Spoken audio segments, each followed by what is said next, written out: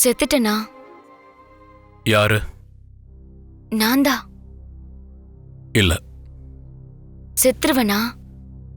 யாரு? நான்தா. இல்ல. கை கால் உடைஞ்சிருச்சா? இல்ல. ஒரு விரல் கூடவா? ச்சே, என்ன இது மானம் கிட்ட பழப்பாயிடுச்சு.